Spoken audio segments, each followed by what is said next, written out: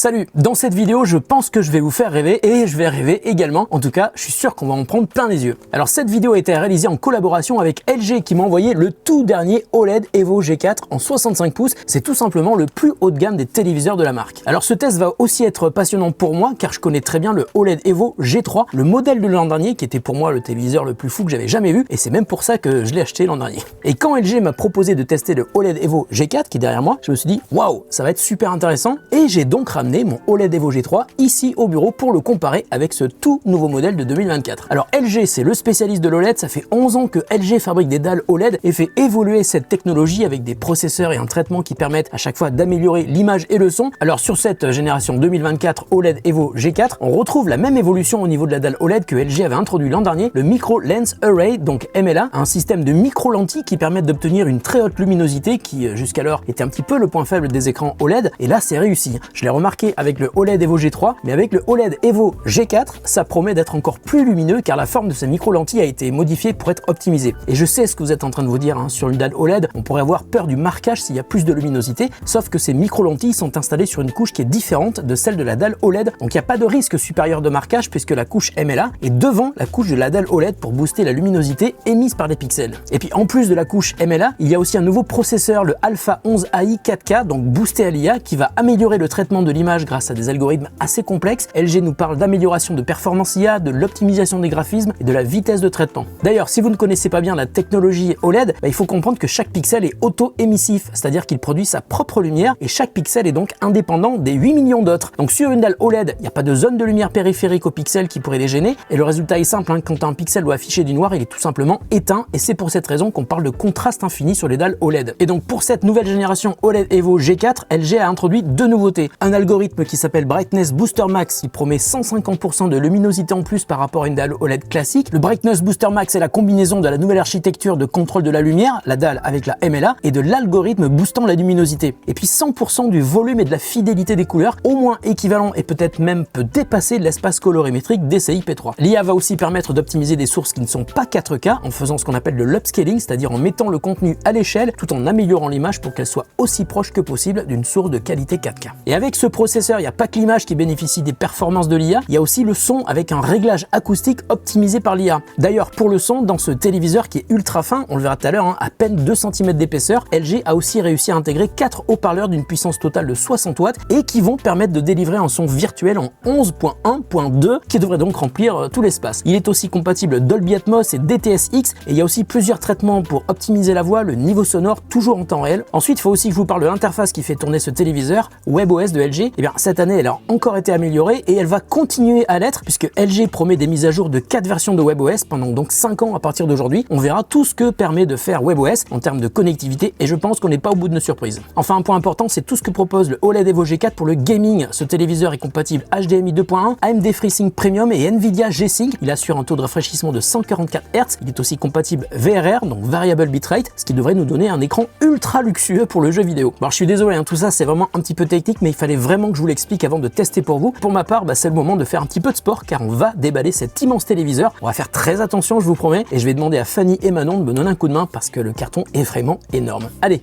unboxing. Donc l'unboxing d'un téléviseur 65 pouces est assez délicat, mais le concept du carton qui s'ouvre vers le haut, c'est très pratique. Il faut tout de même être à deux pour le faire, car on a ensuite posé le téléviseur à plat sur une table pour protéger l'écran avec un gros drap épais et on a fixé le pied. Alors le OLED Evo G4 est un téléviseur ultra design. LG parle d'ailleurs de One Wall Design, donc au plus près du mur, et il est donc vendu avec un support mural qui vous permet de l'accrocher au mur. C'est magnifique, mais il existe aussi un pied qui est vendu en option. Alors pour notre bureau, on a choisi de prendre notre pied, enfin le pied de LG plutôt. Monter le pied de la télé, c'est le truc le plus long, mais en fait ça prend même pas 3 minutes. Et une fois que le pied est assemblé, vous avez deux hauteurs possibles pour le fixer, suivant si vous prévoyez ou non d'installer une barre de son sous le téléviseur. Et comme je prévois d'installer une barre de son, eh bien j'installe le pied en position haute. Une fois que le pied est fixé, je peux installer le cache qui va cacher le câble d'alimentation. Enfin, on a posé la télé sur notre meuble et le pied central, c'est quand même l'idéal hein, quand vous avez un grand téléviseur, sinon il faudra un meuble très long si les pieds étaient situés aux extrémités du téléviseur. Ensuite, j'ai branché le OLED Evo G4 et il est temps de faire la config. Et le moyen le plus rapide de faire le setup de votre téléviseur, c'est de passer par l'appli LG ThinQ. On scanne le QR code, on valide le code affiché sur la télé dans l'application et l'appli enverra les coordonnées de votre réseau Wi-Fi vers le téléviseur. Une fois que c'est fait, il faudra indiquer comment est installé le téléviseur et oh, surprise, on peut même utiliser le smartphone pour naviguer dans les menus de config. Le OLED Evo G4 vous propose d'activer des fonctions d'IA pour l'image et le son. Perso, j'ai tout activé, mais sachez que ce n'est pas obligatoire et qu'on peut évidemment changer d'avis plus tard. Et voilà, on arrive presque sur WebOS qui propose déjà d'installer des applications de streaming pour lesquelles il faudra évidemment y connecter ses comptes. Ensuite, on a droit à une petite visite guidée de WebOS 24 pour se familiariser avec l'interface, on y reviendra plus tard. Et le truc très cool, c'est que grâce à son processeur Alpha 11 AI 4K, le OLED Evo G4 va vous aider à trouver les meilleurs réglages suivant vos goûts. Et donc l'assistant d'image personnalisé va se lancer avec 6 séries de photos qui présentent des aspects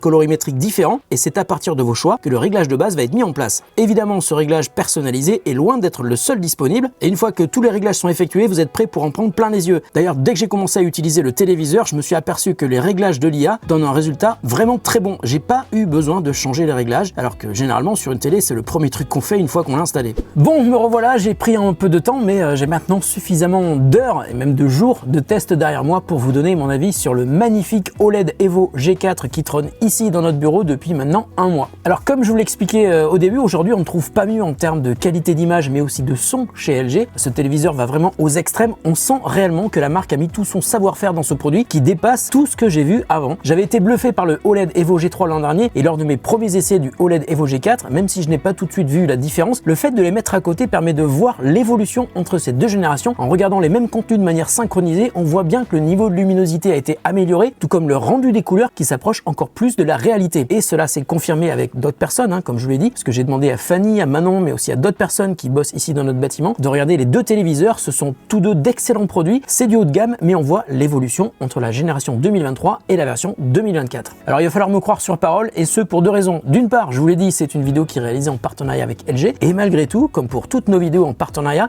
ça ne change absolument pas mon avis sur le produit. J'ai l'habitude de dire la vérité dans mes tests, et d'autre part, je peux pas vous montrer tout ce que j'aimerais dans cette vidéo. J'utilise des contenus de démos qui m'ont été suggérés par LG, car je peux évidemment pas vous montrer des films, des séries, du sport, du jeu vidéo, qui eux sont protégés par des droits d'auteur, sinon évidemment YouTube ne me permettrait pas de les afficher dans cette vidéo. En revanche, ce que je peux vous dire, c'est que l'OLED c'est incroyablement beau, on a vraiment devant les yeux un noir absolu. Alors les couleurs évidemment c'est juste un grand waouh, c'est percutant, c'est très lumineux et en même temps ça reste tellement naturel que c'est beau à en pleurer. Alors j'ai testé avec plein de modes d'image suivant ce que je regardais évidemment et par exemple avec le filmmaker mode pour le cinéma, il peut d'ailleurs être activé automatiquement lorsque la source qui diffuse le contenu contient des métadonnées qui donnent l'information automatiquement au téléviseur compatible avec ce mode. Et c'est d'ailleurs exactement pareil lorsque vous regardez un contenu qui est HDR ou Dolby Vision sur votre téléviseur, le mode s'active et on voit un logo en haut à droite de l'image qui vous indique HDR, Dolby Vision, etc. J'ai aussi remarqué plein de petites choses dont je voulais vous parler au sujet de ce téléviseur. Sur l'image par exemple, il y a une uniformité incroyable de la lumière sur toute la dalle, du centre jusqu'au bord. J'ai aussi remarqué que l'angle de vision était excellent, on peut se mettre vraiment sur le côté et on y voit aussi bien que si on est en face. Et je vous assure que ça, c'est pas le cas pour tous les téléviseurs du marché. J'ai aussi été bluffé par la qualité d'image qui est aussi bonne quand on regarde dans le noir qu'en plein jour et ça pour le LED ça n'a pas toujours été le cas et c'est là aussi où on voit la progression de la qualité des dalles chez LG mais aussi le travail de l'IA qui va optimiser l'image en permanence suivant le contenu mais aussi les conditions de lumière ambiante. Donc pour l'image c'est un grand oui, mais il y a un truc auquel je ne m'attendais pas, c'est le travail impressionnant qui a été fait par LG sur le son. La semaine dernière je me suis aperçu que j'avais pas activé l'optimisation acoustique, c'était déjà super bien même sans barre de son, mais j'ai lancé l'optimisation acoustique sur le téléviseur, ça marche en pointant la télécommande qui a un micro vers la télé et le son a encore été amélioré. À un moment je me suis même dit attends,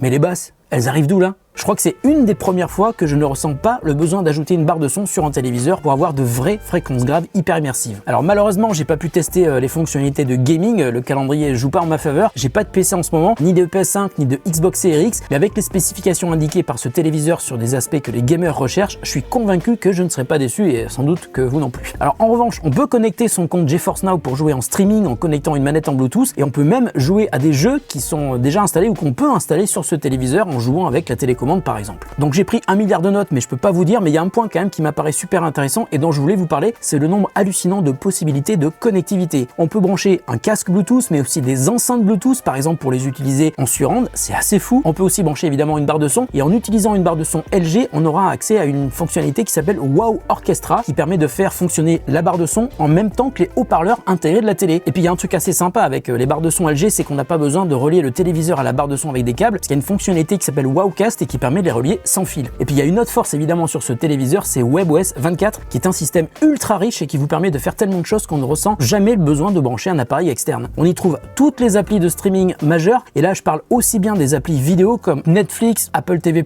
Canal+, Disney+, Prime Video, YouTube évidemment, que des applis de musique comme Spotify et il y a même Apple Music. Et pour Apple Music, on peut écouter des morceaux en Dolby Atmos sur la télé, mais aussi en connectant par exemple un Apple AirPod Max et ça franchement c'est nouveau sur un téléviseur. Dans WebOS 24, il y a aussi la compatibilité AirPlay 2, Matter, donc le nouveau standard de la maison connectée et depuis le OLED Evo G4, on peut aussi contrôler plusieurs appareils connectés. J'avais pas relancé la configuration quand j'ai installé cette télé, mais il avait conservé la config que j'avais faite sur un ancien téléviseur LG et les infos ont été conservées grâce à mon compte LG sur mon application ThinQ. Alors il y a aussi un environnement de travail qui est assez complet, on peut connecter par exemple son compte Microsoft 365, ses applis Google et bien sûr on peut brancher un clavier, une souris et là on se retrouve avec un immense écran pour bosser ou faire ses visios. On peut d'ailleurs connecter son smartphone qui peut servir de webcam, ça aussi c'est rigolo. Alors si je devais résumer WebOS 24 en une phrase, c'est un système ultra complet et surtout ouvert à plein de plateformes de streaming, plein d'applications pour bosser, pour jouer et je trouve qu'il n'y a aucun autre système aujourd'hui qui soit aussi riche que WebOS 24. Il faut vraiment le tester pour se rendre compte de la qualité des services proposés. Alors est-ce que le OLED Evo G4 est un téléviseur parfait pour autant? Non, et franchement j'ai envie de vous dire heureusement parce que ça laisse de la place à l'innovation pour des générations futures et par exemple ce que j'aimerais voir sur un G5, admettons, qui est sans doute dans les cartons chez LG, c'est un meilleur traitement anti-reflet. Donc il y a eu une amélioration notable par rapport aux générations précédentes, mais si vous êtes dans une pièce un petit peu sombre et que vous avez des lumières derrière vous, comme c'est ici le cas dans notre bureau, ou une fenêtre qui laisse passer la lumière du soleil et que vous regardez une scène très sombre, eh bien vous pourrez avoir des reflets sur l'écran. Et puis il y a un autre point, c'est cette télécommande, ça fait des années qu'elle est exactement identique sur tous les téléviseurs LG et je suis pas hyper fan du système de pointeur, on dirige la télécommande vers l'écran, on a un genre de curseur qui se déplace, je trouve que c'est pas hyper précis. Moi je clique sur le bouton qui est au milieu, celui de la molette, pour passer directement sur le contrôle par la croix directionnelle et je trouve ça beaucoup plus précis. Donc il y a énormément de trucs très cool sur ce téléviseur, mais je peux pas vous parler de tout ce qu'il propose et c'est pour cette raison que je vous mets aussi un lien pour aller voir toutes les fonctionnalités qui sont présentées à propos du OLED Evo G4. En tout cas ici on est ravis d'avoir un téléviseur aussi beau et puis aussi performant et je remercie évidemment LG de nous l'avoir envoyé et de nous avoir proposé de faire cette vidéo en collaboration avec la marque. Voilà, j'espère que vous avez pu en apprendre plus sur cette OLED Evo G4. Vous pouvez nous poser toutes les questions que vous souhaitez sur ce téléviseur en commentaire, on y répondra dès que possible. Merci de votre attention, on se retrouve très bientôt pour une autre vidéo sur The Grand Test.